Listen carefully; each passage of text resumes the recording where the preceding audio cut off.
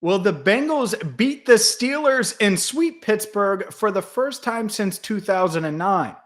Hi again, everyone. I'm James Rapien with allbengals.com and Cincinnati Bengals Talk, and hopefully you had a wonderful, wonderful, wonderful Thanksgiving. I know we are pretty full here in the Rapien household, but not full enough to give you our prediction. Big prediction last week as the Bengals handle business in Vegas. We get to 4-6 on the year. And look, you have a feeling about this game. I obviously have a feeling about this game. And so before I give you my keys to victory and my prediction for Sunday's matchup, where the Bengals hoping to win 3 straight over the Steelers for the first time in my lifetime. They haven't done that since 1990.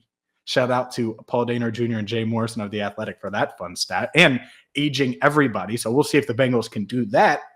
First, I got to tell you about MyBookie, because I'm sure you're hungry to make your picks. And if you're going to make picks, if you're going to have opinions, you might as well make a little money while you do it. So right now, MyBookie has multiple specials, including one for Cyber Monday. They're giving you a bet one, get one free promotion on the Monday Night Football games on Week 12. It's really, really simple. So all you do is bet against the spread on the Week 12 Monday Night Football game. Whatever you wager up to $100, you're going to receive that same value back in a risk-free bet for Week 13. MyBookie is the only sportsbook where you buy one, get one, means you're the one holding the bag. So don't miss out. It's that simple. That's free money to use. And speaking of free money, you're going to get more of it right now just by using promo code BENGALSTALK. You go to mybookie.ag, use promo code BENGALSTALK when you make that first deposit, and you're going to double your first deposit, a 100% match. So you might as well do it right now. mybookie.ag, promo code BENGALSTALK. Bet anything, anywhere, anytime with MyBookie. And let's dive into this matchup because, ladies and gentlemen, I have a weird feeling that I'm not used to having going into a Bengals-Steelers game. And I know there are going to be a lot of Steelers fans at Paul Brown Stadium on Sunday. We are going to be at Paul Brown Stadium on Sunday doing our normal pre- and post-game videos and keep you up to date at allbengals.com. But there are a couple keys where I think if the Bengals execute and do these things, they should be just fine. And I want to start with turnovers. Look, anytime the Bengals turn the ball over a lot this year, they haven't been able to overcome it. It's been really tough for them to do so. And when you're talking about a game like this one against the Steelers, intra-division type game, I think it's going to be not only a hard-fought game, but it's going to be one that could be decided by turnovers. And the last thing you want to do is put this defense in a bad spot, especially early, like you did in Las Vegas, because the Steelers with Najee Harris, Deontay Johnson, I get it. A lot of people think Ben is washed. Najee Harris is not washed. Najee Harris is a beast. And you want to try to take him out of the game as much as possible. And that means don't turn the ball over and get off to a quick start. And if you do those two things, much like they did in Pittsburgh, now they did have the one turnover early against the Steelers in Week 3. But outside of that, they got off to a quick start. They got the lead. They controlled the game.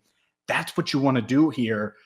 And if you can do that, you're going to be able to hopefully get Joe Mixon going on the ground. And that is certainly a key. The ground game, which running back has a bigger game? If it's Joe Mixon, it might determine, if he has a bigger game than Najee Harris overall, right, on the ground and overall impact. Because a lot of those catches Harris had in Week 3 were in essentially garbage time, where the Bengals were giving him those dump-offs and giving Big Ben those dump-offs. So that's part of it.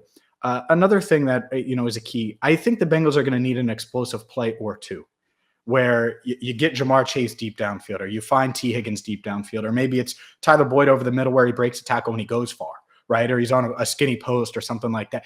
But CJ Uzomah, one of these guys is going to have to make a big play or two, because it's not going to just be the exact same game that we saw in Week 3. Not with TJ Watt. Minkah Fitzpatrick is back, and I know he played Week 3.